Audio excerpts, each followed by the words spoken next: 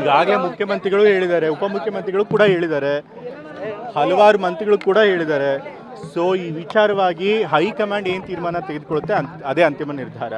So ಹಾಗಾಗಿ high command ಏನಾದರೂ ಹೇಳೋದಕ್ಕಿಂತ ಮುಂಚೆ ನಾವು ಯಾರು ಅದ್ರ ಬಗ್ಗೆ ಮಾತನಾಡೋದು ಸರಿ ಇರೋದಿಲ್ಲ. ಸೊ ಅದು ಕೊಟ್ಟ ಮಾತಿನಂತಲೇ ನಡೀತಾರೆ. ಹೈಕಮಾಂಡ್ಗೆ ಏನು ಮಾತು ಕೊಟ್ಟಿದ್ದಾರೋ ಅದೇ ಪ್ರಕಾರ ನಡ್ಕೊಳ್ತಾರೆ, ಯಾರೇ ಆಗಲಿ. ನನಗೆ ಗೊತ್ತಿಲ್ಲ, ಅದು ಅವ್ರನ್ನೇ ಕೇಳಿ.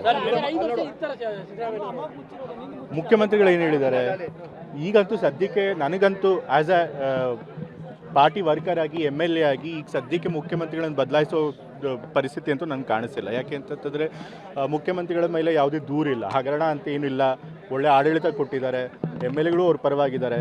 ಸೊ ಹಾಗಾಗಿ ಬದಲಾಯಿಸುವಂಥ ಅಗತ್ಯ ನನಗೆ ಕಾಣಿಸ್ತಿಲ್ಲ. ಆದರೂ ಕೂಡ ಕೆಲವರು ಕೇಳಿದ್ದಾರೆ, ಸೊ ಏನು ಬೇರೆಯವ್ರಿಗೆ ಯಾರಿಗೂ ಮುಖ್ಯಮಂತ್ರಿ ಪದವಿ ಕೊಡಬೇಕು ಅಂತ ಹೇಳಿ ಅದನ್ನು ತೀರ್ಮಾನ ಮಾಡಬೇಕಿಂತವ್ರು ಹೈಕಮಾಂಡ್ ಅವರು. ಸೊ ಹೈಕಮಾಂಡ್ ಅವರು ಇದ್ರ ಬಗ್ಗೆ ಏನಾದರೂ ಮಾತಾಡೋದಕ್ಕಿಂತ ಮುಂಚೆ ನಾವೇನೇ ಅಭಿಪ್ರಾಯ ಹೇಳಿದ್ರು ಅದು ಸರಿ ಇರೋದು.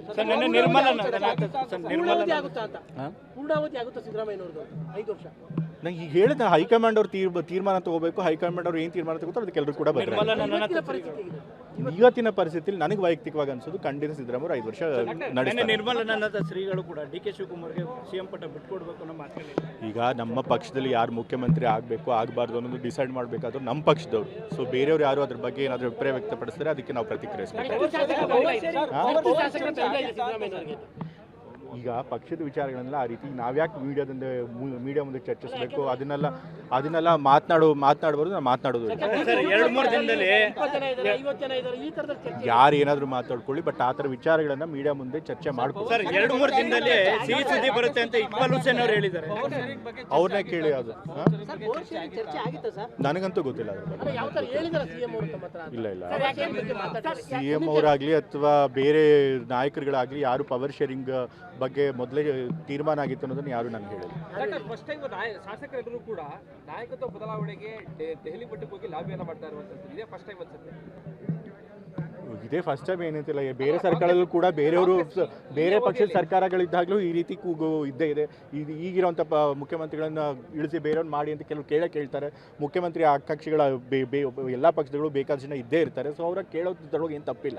ಬಟ್ ಆದರೆ ಎಲ್ಲರೂ ಕೂಡ ನಮ್ಮ ಪಕ್ಷದಲ್ಲಿ ಎಲ್ಲರೂ ಕೂಡ ಹೈಕಮಾಂಡ್ ಅವ್ರು ಏನು ಹೇಳ್ತಾರೆ ಆ ಮಾತಿಗೆ ಬದ್ಧವಾಗಿರ್ತೀವಿ ಅನ್ನೋದನ್ನು ಹೇಳಿದ್ದಾರೆ. ಸೊ ಹಾಗಾಗಿ ಅದೇ ರೀತಿ ನಡ್ಕೊಳುತ್ತೆ. ಅದೇ ಕಾನ್ಫಿಡೆನ್ಸ್ ನನಗೂ ಕೂಡ ಇದೆ. ಸರಿ ಬಿಡಿ, ನಾನು ಅದನ್ನೇ ಹೇಳ್ತಾ ಇದ್ದೀನಿ, ಈಗ ಚೇಂಜ್ ಮಾಡೋ ಅಗತ್ಯನೇ ಕಾಣಿಸ್ತಿಲ್ಲ. ಯಾಕೆಂತಂದರೆ ಅವ್ರ ಬಗ್ಗೆ ಯಾವುದೇ ದೂರಿಲ್ಲ.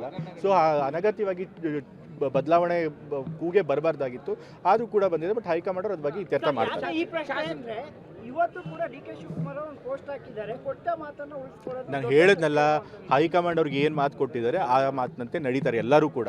ಸೊ ಹಾಗಾಗಿ ಅವ್ರು ಯಾವ ಕಾಂಟೆಕ್ಸ್ಟಲ್ಲಿ ಆ ಪೋಸ್ಟ್ ಹಾಕ್ತಾರೋ ನನಗೆ ಗೊತ್ತಿಲ್ಲ.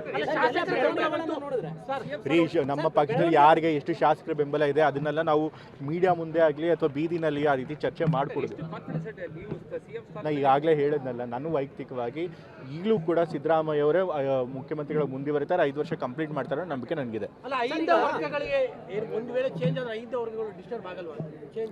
ಈಗ ಅದೆಲ್ಲ ಯಾತಕ್ಕೆ ಈಗಲೇ ಅದ್ರ ಬಗ್ಗೆ ಯೋಚನೆ ಮಾಡ್ತಿದ್ದೀರಿ?